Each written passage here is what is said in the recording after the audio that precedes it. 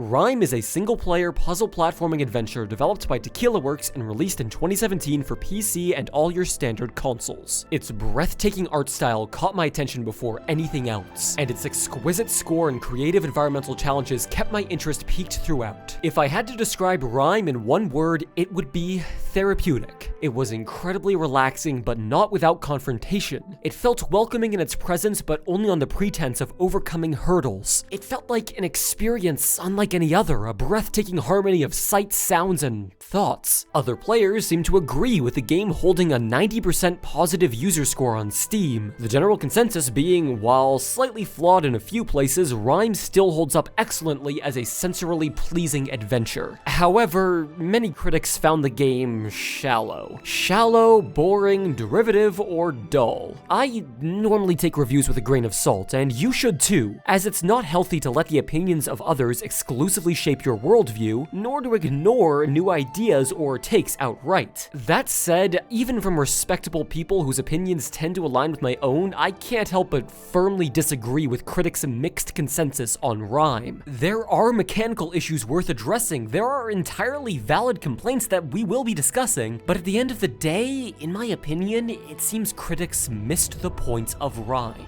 Before discussing the disconnect between player and critical opinion, it's only fair that I give a rundown of RiME as a game. Thankfully, as reviewers very poignantly pointed out, the gameplay of this title is rather simple. The game opens on a boy washing up on the shoreline of an island barren of human life apart from your own. Small plants and critters line the landscape, seagulls and waves pepper the horizon, the sights and sounds are soothing to say the least, giving a serene vibe throughout the game's day-to-night cycle. The controls also keep things simple: move with the joystick, jump with A, interact with X, and the Y button will have your character contextually vocalize with his environment. For instance, singing or humming in happy areas, grunting into pits he's fallen into, or yelling at pottery, as we all do. Shouting is a core mechanic of this game, as switches, orbs, and other puzzle pieces will only activate upon resonation with your voice. Obviously, sound only travels so far before petering out, so you have to be either relatively close to the items you are trying to activate, or find various methods of signal boosting your cries. These are some of the base puzzle pieces that make up the game, but it wouldn't be a puzzle platformer without,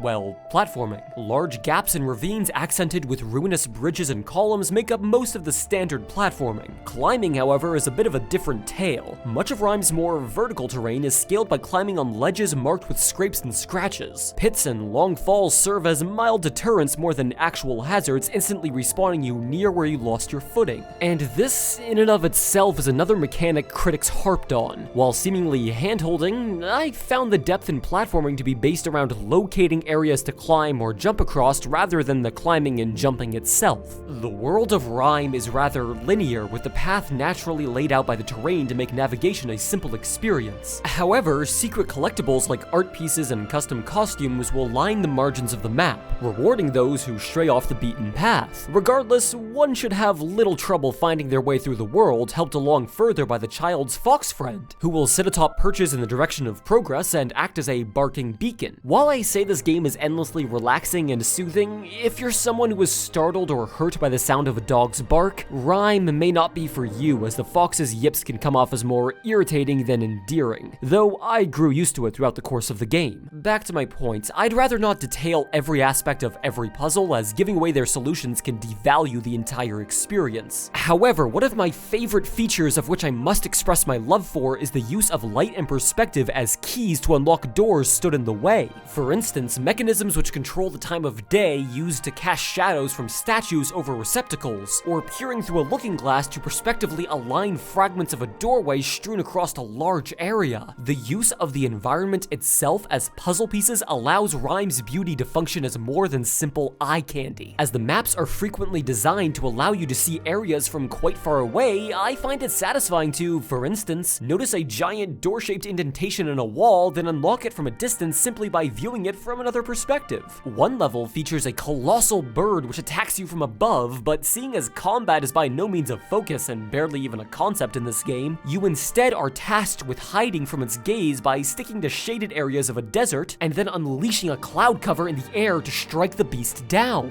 While focused in conflict rather than blockade, this is, in and of itself, a puzzle. I saw multiple reviews of this game describe its puzzles of pushing blocks around, rotating light sources, or climbing up towers as feeling more like busy work than actual obstacles. Some described them as overly simple, others as obscure and obtuse, which are inherently conflicting, but everyone's different. To me, the puzzles aren't supposed to be mind-numbingly simple nor masters of their craft. They're supposed to be relaxing, presenting you with enough of a challenge to keep your attention, to force you to think of your surroundings in perspective, but not so painfully challenging that you'll be stuck on them for hours at a time. RiME, as I've said, is therapeutic in its difficulty. It kindly presents all of its obstacles in an easily accessible way, but doesn't just out and give you all the answers. Even if, from an outsider's perspective, the solutions seem painfully obvious, the act of reaching them is what makes the game so relaxing. Obviously, interest and boredom is largely, if not exclusively, subjective. However, writing off an entire game as boring without seeing value in its serenity is what bothers me the most about the general critical opinion of RiME. But one worse than that is those who panned it as shallow or confusing in its narrative. There's no dialogue or spoken words throughout the entirety of the title, as the player is expected to understand the story simply by experiencing it. And even if you don't, there's nothing wrong with that. You're not at a disadvantage throughout the course of RiME if you don't pick up on its subtext, as it's all clearly laid out for you in its final moments. At this point, if we're to progress any further, I'll have to spoil the game's plot to explain where I feel critics really missed the mark. So I beg of you, if you have any interest in RiME from what I've explained to you thus far, stop the video here and pick up a copy for yourself. A link to the game's website is below. If you have no intention of ever playing it or have already experienced it for yourself, feel free to keep watching. Otherwise, take it easy.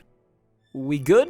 Alright, so throughout the game's 5 distinct areas, you'll encounter various degrees and alterations of resistance, starting with the sort of tutorial area at the beginning where you don't really know what's going on and you're doing your best to piece it all together, followed by being aggressively attacked by a bird who stands or flies in your way. Then, working together with an automaton you rebuild to mutually, though perhaps selfishly, achieve progress, and eventually losing both the robot and yourself, and finally ending with, as you witness creatures falling into a beautiful void around you, joining them and becoming one with your fate. These 5 stages are the same as those of grief. Denying what happened in your past, anger at what's transpiring, bargaining to get some semblance of what you had back to you, depression at the realization that things will never be the same, and finally acceptance of what's happened and what's to come. And if these levels represent the 5 stages of grief, who is grieving? Well, throughout the game, a mysterious cloaked figure will be ever present in the distance, ceaselessly watching over you. It's unclear at first if they're there to protect you, guide you, or perhaps confront you. As the game progresses and memories of the past are made clear, it's revealed the cloaked figure is actually more or less the game's protagonist, the child's father. The entirety of RiME is an allegory for a parent grieving over the death of their child, and regardless of how well you do, how many side collectibles or secrets you uncover, the game will end on the note of acceptance. The father accepting finally the loss of his son and moving on with his life. This entire story is based on a life-changing experience held by the game's creative director, Raul Rubio Manarez. He almost drowned at sea after swimming too far out from the shoreline, and in what were nearly his final moments, he could only think of the devastation it would cause his family if he went out like this. Thankfully, he was saved, but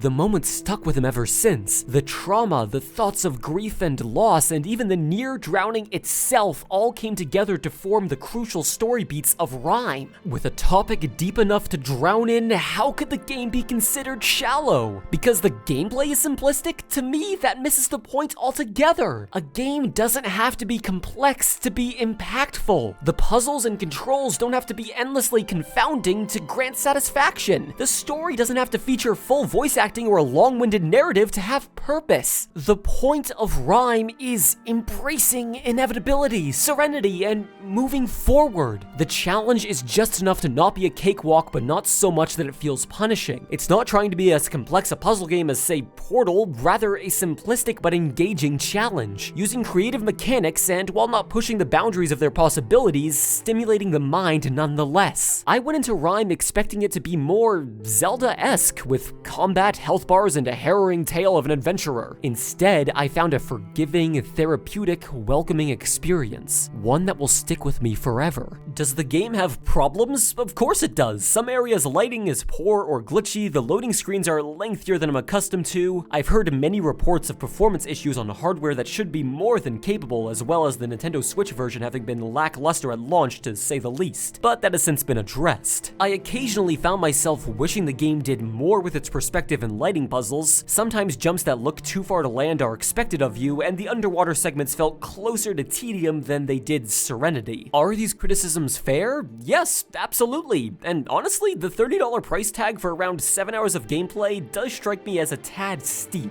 I personally got the game for free during a sale, but would have gladly paid full price for the experience it provided. But regardless, I still feel $20 would have been a far more reasonable ask. Back to the point, critics far sooner complained about a confusing story, boring gameplay, and lack of challenge than they did performance or cost issues. Not to say they weren't factors in middling reviews, but the bulk of the disinterest in RiME stemmed from expecting it to be something that it's not. Some complained that the ending felt forced, like it only existed to attempt to justify the subtle nature of the game prior. To me, rather than a desperate tug at the player's heartstrings, the entire game felt like it was supposed to mystify you, keep you just on the edge of understanding its true nature as a metaphor for grief, then recontextualize it all entirely in its conclusion, giving you one massive, satisfying, and heartbreaking burst of understanding. I'm not saying RiME is perfect, nor that it has to be beloved by everyone, nor am I calling critics incompetent. All I want this video to say is the point of RiME is to be a welcoming, relaxing allegory for grief, a therapist in video game form, but it didn't work for everyone, nor should it have to. If the game's message didn't strike home for you, that's valid, but to write it all off as shallow comes off as ignorant of RiME's intentions. In other words, missing the point.